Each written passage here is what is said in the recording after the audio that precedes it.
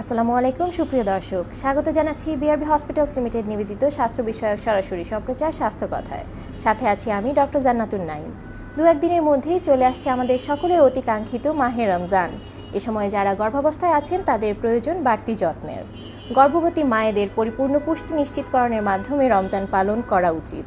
আর সেজন্যই আমাদের আজকের আলোচ্য বিষয় থাকছে রমজানে গর্ভবতী মায়েদের যত্ন করণীয়। এ বিষয়ে কথা বলবেন আমাদের আজকের অতিথি। আমার পাশেই এই মুহূর্তে উপস্থিত আছেন অধ্যাপক ডক্টর উম্মুল Nusrat Jahan madam, senior consultant স্ত্রীরোগ ও প্রসূতিবিদ্যা বিভাগ, বিআরবি হসপিটালস লিমিটেড। আসুন পরিচিত হয়ে নিচ্ছি। ম্যাডাম আসসালামু আলাইকুম। ওয়ালাইকুম আসসালাম। কেমন আছেন ম্যাডাম? আলহামদুলিল্লাহ ভালো। ধন্যবাদ আমাদের মাঝে উপস্থিত হওয়ার জন্য। আমাদের আলোচনা শুরু করব তার আগে দর্শক আপনাদের উদ্দেশ্যে বলে নিচ্ছি, আপনারা যারা বর্তমানে গর্ভাবস্থায় আছেন তাদের রমজান এবং গর্ভাবস্থা নিয়ে যে কোনো প্রশ্ন থাকলে প্রশ্নটি আমাদের কাছে পৌঁছে দিন। লাইভ চলাকালীন সময়ের মধ্যে আমরা আপনার প্রশ্নের উত্তরটি বিশেষজ্ঞ চিকিৎসকের মাধ্যমে জানিয়ে দেব। শুরুতেই জানতে চাচ্ছি ম্যাডাম, যে বিষয়টি অতি কাঙ্ক্ষিত থাকে জানার জন্য আমাদের, যে আসলে তো সামনে রমজান, গর্ভবতী মায়েদের এই বিষয়ে কিন্তু অনেক কোশ্চেন থাকে। অবশ্যই তার মধ্যে সবচেয়ে বেশি যেটা জানতে চাই যে আমি গর্ভাবস্থায় আছি, এখন রমজানে রোজা রাখতে পারবো কিনা, এ বিষয়েই জানতে চাচ্ছি। আচ্ছা, হ্যাঁ, প্রথমত তো এরকম একটা কোশ্চেনই তারা করে থাকেন যে তিনি রোজা রাখতে পারবেন কিনা। তো এই বিষয়ে কিন্তু কোনো স্ট্রেট কাট আসলে অ্যান্সার দেওয়া যায় না, কারণ ইসলামে কিন্তু এ ব্যাপারে শিথিলতা রয়েছে। হ্যাঁ, ইসলামে বলা হয়েছে যে গর্ভবতী মা যদি সুস্থ থাকে এবং তার বাচ্চার যদি ক্ষতি হবার আশঙ্কা না থাকে তবে কিন্তু তিনি রোজা রাখতে পারবেন। আর যদি কোনো ক্ষতির আশঙ্কা থাকে, হ্যাঁ, তাহলে তিনি রোজাগুলো না রেখে পরবর্তী সময়ে রেখে দিবেন। তো এ বিষয়ে কিন্তু একটা গবেষণাও হয়েছে ইজিপ্ট ইউনিভার্সিটিতে, যেখানে দেখা গিয়েছে যে একজন সুস্থ রমজান যারা রোজাদার মা এবং যারা রোজা রাখেননি, তো তাদের মধ্যে যে প্রেগনেন্সি আউটকাম সেটা কিন্তু তেমন কোনো ডিফারেন্স ছিল না। হ্যাঁ, তার মানে এই গবেষণায় বোঝা যায় যে মা যদি সুস্থ থাকেন, তার যদি কোনো শারীরিক সমস্যা না থেকে থাকে তবে কিন্তু তিনি রোজা রাখতে পারেন। মা যদি সুস্থ থাকে, এখানে একটা যদি চলে আসছে, তাই জানতে চাচ্ছি যে কোন কোন ক্ষেত্রে আমরা গর্ভবতী মায়েদেরকে অসুস্থ বলবো বা কোন কোন ক্ষেত্রে তারা রোজা রাখতে পারবে না। আচ্ছা, এটা তো আসলে অনেকগুলো ফ্যাক্টরের উপরে ডিপেন্ড করে। তো প্রথমত হচ্ছে হাই রিস্ক মা, আমরা কিছু ক্ষেত্রে বলে থাকি যে মায়ের যদি কোনো সমস্যা থেকে থাকে, মেডিকেল কন্ডিশন থাকে, যেমন হাইপারটেনশন, হয়তো তাকে দিনে 3 থেকে 4টা ওষুধ খেতে হচ্ছে, কিংবা ডায়াবেটিস থাকলো যেখানে তার অনিয়ন্ত্রিত ডায়াবেটিস, কিংবা তার রক্তশূন্যতা থাকলো, অথবা আদার্স কোনো হাই রিস্ক ফ্যাক্টর থাকলো যেখানে আসলে আমরা তখন তাকে রোজা রাখতে নিরুৎসাহিত করি, সমস্যা হতে পারে তার ক্ষেত্রে কিংবা বাচ্চার ক্ষেত্রে। আবার আরেকটি ব্যাপার আছে যে তিনি গর্ভাবস্থার কোন সময়ে রয়েছেন। তো আমরা তো প্রেগনেন্সি টাইমটাকে 3টা ভাগে ভাগ করি, ফার্স্ট ট্রাইমেস্টার, সেকেন্ড এবং থার্ড ট্রাইমেস্টার। প্রতিটি সময় হচ্ছে 3 মাস করে। তো প্রথম 3 মাসে যেটা দেখা যায় যে অনেক মায়েরা কিন্তু ঠিকমতো খেতে পারেন না, বমি হয়, মাথা ঘুরায়। তো এই সময় কিন্তু অনেকে আসলে চাইলেও রোজা রাখতে পারেন না। আর যদি তার এই ধরনের কোনো সমস্যা না থেকে থাকে, তিনি যদি সুস্থ থাকেন, আবার তিনি পারবেন। তো মাঝের যে সেকেন্ড ট্রাইমেস্টার, মাঝের 3 মাস, এই 3 মাস আবার অনেকে খুব ভালো থাকেন। তো এই 3 মাসে কিন্তু অনেকে ভালোভাবে রোজা রাখেন। আবার শেষ 3 মাস অনেকের জন্য একটু ডিফিকাল্ট হয়ে যায়, যেহেতু ওয়েট বেড়ে যায়, বাচ্চাও বড় হয়ে যায়। তো এগুলো আসলে ডিপেন্ড করে সিচুয়েশনের উপরে, তিনি কেমন আছেন এগুলোর উপরে। অর্থাৎ যদি সুস্থ সবল থাকেন তাহলে গর্ভাবস্থার পুরো 9 মাসের মধ্যে যে কোনো সময় থাকলেই সে রোজা রাখতে পারবে অবশ্যই। আচ্ছা, এক্ষেত্রে জানতে চাচ্ছি ম্যাডাম যে একজন সুস্থ গর্ভবতী মা, তার ক্ষেত্রে রমজান মাসে যদি সে রোজা রাখতে চায়, রমজান মাসকে সামনে রেখে কোনো বিশেষ কোনো পরীক্ষা নিরীক্ষার প্রয়োজন আছে কিনা? হ্যাঁ, পরীক্ষা নিরীক্ষা আছে। সবার আগে তাকে একজন বিশেষজ্ঞের তো আন্ডারে থাকতে হবে এবং তিনি কি বলেন তার সম্পর্কে সেটা জানতে হবে। আর হচ্ছে তাকে কিছু আমরা যে অবজারভেশনগুলো করি যে তার রোজা রাখার পরে তার কোনো সমস্যা হচ্ছে কিনা, তিনি পিপাসার্ত বোধ করছেন কিনা অনেক বেশি, ডিহাইড্রেশন আছে কিনা, তার ওয়েট বাড়ছে কিনা, বাচ্চার ওয়েট ঠিক মতো বাড়ছে কিনা, বাচ্চার চারপাশে যে ফ্লুইড রয়েছে, অ্যামনিওটিক ফ্লুইড, ওটা ঠিক আছে কিনা। তো এই বিষয়গুলো কিন্তু আমরা টাইম টু টাইম দেখে থাকি এবং মায়েদেরকে কিছু ওয়ার্নিং সাইন বা সতর্কতামূলক কাউন্সিলিংও করা হয় যে তিনি যদি দেখেন রোজা রাখার পরে তার ডিহাইড্রেশন হচ্ছে, অনেক বেশি পিপাসার্ত হচ্ছেন, মাথা ঘুরানো, অনেক সময় অজ্ঞান হয়ে যাওয়া কিংবা বমি হওয়া, আবার পেটে ব্যথা কিংবা ইউরিন পাস করার সময় ব্যথা, কারণ গর্ভবতী মায়েদের যে কমন যে প্রবলেমটা হয়ে থাকে যে পানি কম খাবার কারণে কিন্তু ইউরিনে ইনফেকশন হতে পারে। তো এই ধরনের কোনো সিমটম তার আছে কি না, হ্যাঁ, আবার প্রিটার্ম লেবারের কোনো সিমটম আছে কি না, কারণ অল্প কিছু গবেষণায় দেখা গিয়েছে যে গর্ভবতী মাদের কিন্তু প্রিম্যাচিওর লেবারের একটু সম্ভাবনা থাকে, অর্থাৎ সময়ের আগে যে লেবার পেন ওঠা। তো এই লক্ষণগুলো আছে কিনা, যে ইরেগুলার তার পেটে কন্ট্রাকশন হচ্ছে কিনা ইরেগুলারভাবে, হ্যাঁ, এই জিনিসগুলো সে যাতে মনিটরিং করে। এবং বাচ্চার মুভমেন্ট এটা শেষের দিকে ইম্পর্টেন্ট, শেষ 3 মাসের দিকে যারা রোজা রাখবেন তারা কিন্তু এই মনিটরিংটা একটু ভালোভাবে খেয়াল করবেন যে তার বাচ্চার মুভমেন্টগুলো ঠিক আছে কিনা। হ্যাঁ, বাচ্চা সাধারণত 12 ঘন্টায় আমরা বলি যে 10 থেকে 12 বার মুভমেন্ট করে, তো এইগুলো ঠিক আছে কিনা এগুলো তিনি দেখবেন। অর্থাৎ মা ও গর্ভস্থ শিশু দুজনেই যদি সুস্থ স্বাভাবিক থাকে তবেই রোজা রাখা সম্ভব। এবং আমরা কিছু পরীক্ষা এই বিষয়ে করতে পারি, যেমন তার হিমোগ্লোবিন কেমন আছে, অর্থাৎ রক্তশূন্যতা আছে কিনা, ইউরিনের পরীক্ষা করতে পারি। এবং তিনি যদি বলেন যে বাচ্চা ঠিকমতো নড়ছে না, তবে বাচ্চার ওয়েলবিং দেখার জন্য আমরা যেগুলো করি সিটিজি এবং বায়োফিজিক্যাল প্রোফাইল, হ্যাঁ, এগুলো করে আমরা কিন্তু বাচ্চা ভালো আছে কিনা এগুলো বুঝতে পারি। এই পরীক্ষাগুলো সাধারণত রোজাদার মাদের ক্ষেত্রে অনেক সময় করা হয়। আচ্ছা, শুরুতেই বলছিলেন যে যারা হাই রিস্ক মা তাদের ক্ষেত্রে রমজান মাসে রোজা রাখাটা কিছুটা উচিত হবে না। তো সেক্ষেত্রে জানতে চাচ্ছি যে হাই রিস্ক মায়েদের মধ্যে হাই রিস্ক প্রেগনেন্সি থাকা সত্ত্বেও যদি ডিজিজ কন্ট্রোলে থাকে সেই ক্ষেত্রে তারা রোজা রাখতে পারবে কিনা, বা সেক্ষেত্রে তাদের ক্ষেত্রে কোনো বিশেষ পরীক্ষা নিরীক্ষার প্রয়োজন আছে কি? হ্যাঁ, তাদের ক্ষেত্রে তো অবজারভেশনে থাকতে হবে। যেমন কারো যদি মানে কোনো মেডিকেল কন্ডিশন থাকে কিন্তু সেটা কন্ট্রোলে থাকে, অর্থাৎ খুব বেশি নয়, তবে তিনি যদি মনে করেন তিনি সুস্থ আছেন, বেবি ভালো আছে, তবে তো রাখতে পারবে। ধন্যবাদ ম্যাডাম। রমজানে রোজা রাখছে গর্ভবতী মা, কিন্তু সেহরি এবং ইফতারের ক্ষেত্রে পরিপূর্ণ পুষ্টি নিশ্চিতকরণের একটি ব্যাপার আছে, যেটা শুরুতেই আমি বলছিলাম।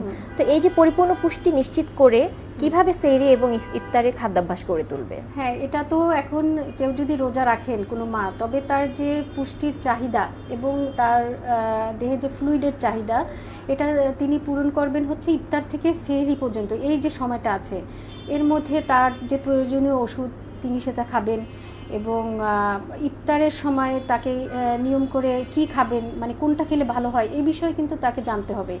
যেমন এই বিষয়ে তাকে প্রচুর মানে ইফতারের সময় তাকে ফ্লুইড খেতে হবে, আর এটা সবচেয়ে ভালো হয় যে ন্যাচারাল ফ্লুইড, অর্থাৎ যে ডাবের পানি বা কোনো ফলের জুস, এগুলো খেলে তার জন্য ভালো।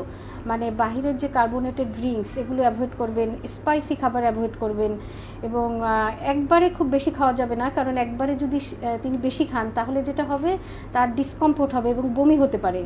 তো তিনি অল্প অল্প করে খাবেন। প্রথমে হয়তো খেজুর পানি বা জুস দিয়ে তিনি ইফতার করলেন, এরপরে ধাপে ধাপে করে তিনি খাবেন।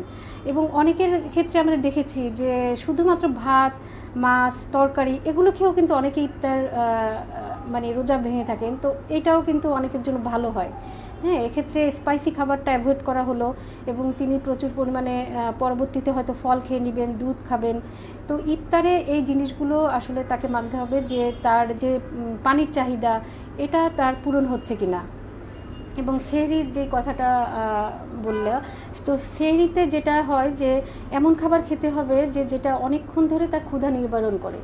যেমন ডিম এমন একটি খাবার যে ডিম খেলে কিন্তু তার কি হবে, অনেকক্ষণ ধরে এটা ক্ষুধা নিবারণ করবে।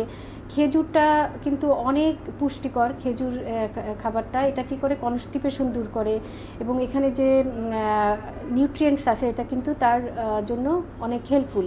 এরপরে কলা এবং ডাবের পানি, এতে প্রচুর পরিমাণে পটাশিয়াম থাকে, যেটা হচ্ছে তার দুর্বলতা দূর করতে সাহায্য করে। তো এই খাবারগুলো সম্পর্কে যদি তিনি মনে করেন তিনি চাইলে একজন ডায়েটিশিয়ানও কিন্তু দেখাতে পারেন, যে তার আসলে যদি প্রয়োজন হয় একজন ডায়েটিশিয়ানের পরামর্শ নেবেন, এবং এই খাবারগুলো সম্পর্কে যদি তার আইডিয়া থাকে তো এভাবেই তিনি খেতে পারেন। এবং এটা অর্থাৎ ব্যালেন্স করে সেভাবে খেতে হবে যাতে তার পরিপূর্ণ পুষ্টিটিও রক্ষা হয়, আবার সেদিকে রোজাও রাখতে পারে। আচ্ছা ম্যাডাম, জানতে চাচ্ছি যে রমজান মাসে আমরা যারা সুস্থ স্বাভাবিক মানুষ তাদের ক্ষেত্রে অ্যাসিডিটিটা অনেকাংশেই দেখা যায়, আবার গর্ভবতী মায়েদের ক্ষেত্রেও অ্যাসিডিটা একটু বেশিই হয়। তো এই ক্ষেত্রে বলবো যে গর্ভবতী মা যারা রোজা রাখছেন অতিরিক্ত অ্যাসিডিটির সম্মুখীন হবেন, তাদের ক্ষেত্রে করণীয় কি?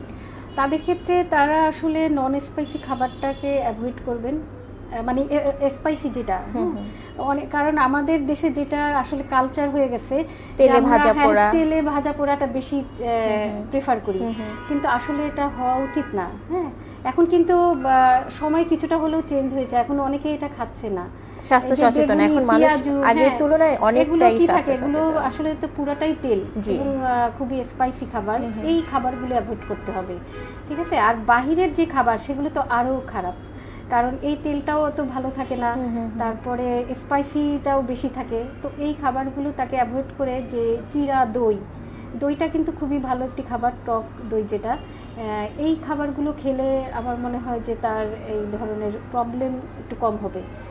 ধন্যবাদ ম্যাডাম। আমাদের একটি প্রশ্ন এসেছে, একটু প্রশ্নটি নিয়ে নিচ্ছি। আমাদের একজন দর্শক বলেছেন, আসসালামু আলাইকুম, আমার তৃতীয় প্রেগনেন্সি 37 সপ্তাহে ইউটেরাস রাপচার হয় এবং বেবিটি গর্ভে মারা যায়। এখন চতুর্থবার প্রেগনেন্সি, 26 সপ্তাহ চলছে, জরায়ু ফুল নিচে আছে, কত সপ্তাহে সিজার করা উচিত জানাবেন প্লিজ। আপনি তো খুবই হাই রিস্ক একজন মা, কারণ আপনার তৃতীয় প্রেগনেন্সি রাপচার হয়েছে, ইউটেরাস রাপচার হয়েছে। তো এটা আসলে জানতে হবে কি আপনার কি আগে, তার মানে আপনার আগে সিজার ছিল।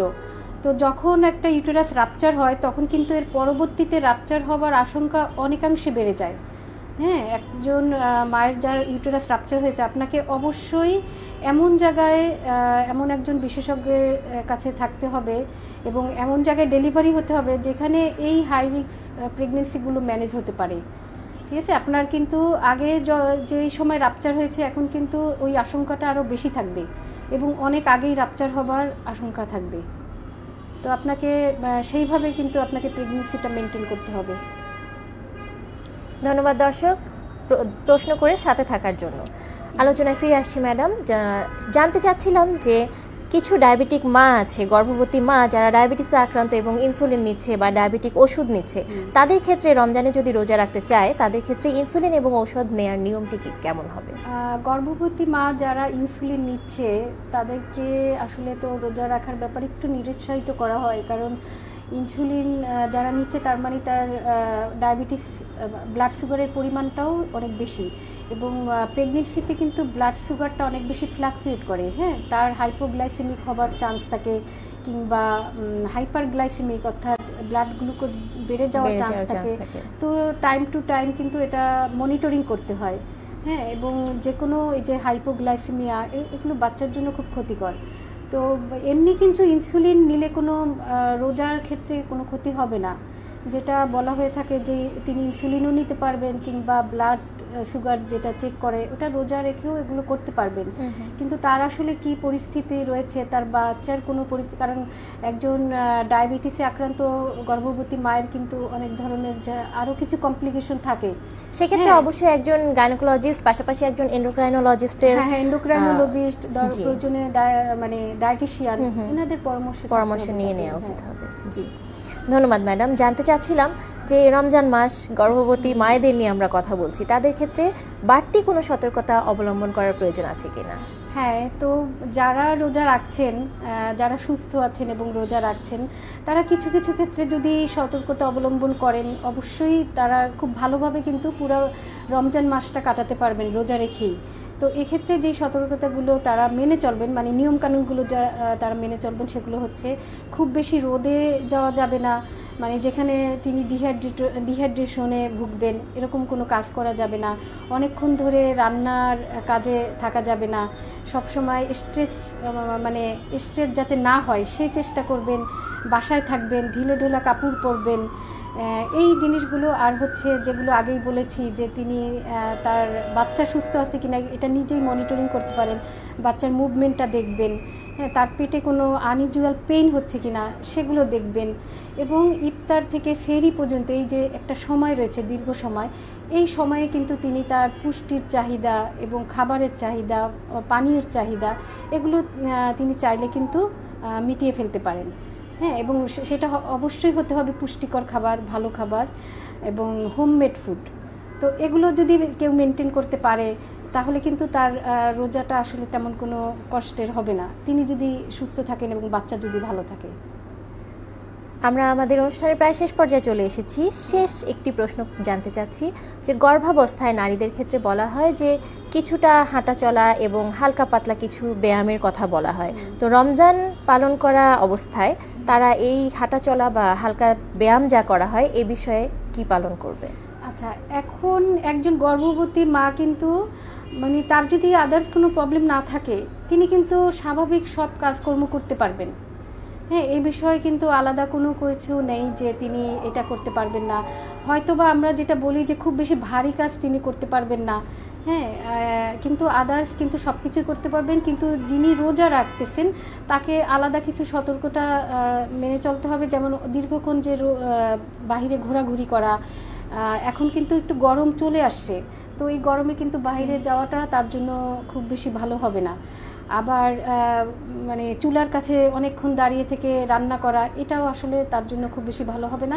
এছাড়া তিনি বাসার মধ্যে হাঁটাচলা করতে পারবেন এবং চাইলে ইফতারির পরের কিছু সময় তিনি ব্যায়ামও করতে পারবেন, হালকা ব্যায়াম করতে পারবেন, এতে কোনো সমস্যা নেই। তার যদি কোনো কন্ট্রাইন্ডিকেশন না থেকে থাকে, কোনো কমপ্লিকেশন না থেকে থাকে, তিনি এগুলো করতে পারবেন। ধন্যবাদ ম্যাডাম। আরেকটি কথা যেটা বলতে চাচ্ছি যে রমজান আছে সামনে, ঈদকে সামনে রেখে কেনাকাটার একটি ব্যাপার থাকে, সে সাথে অনাগত সন্তানের জন্যও অনেক সময় মায়েরা অনেক কিছু কিনতে চান। এক্ষেত্রে শেষ 3 মাসে যেই মায়েরা থাকে তাদের ক্ষেত্রে কি বলতে চাবেন?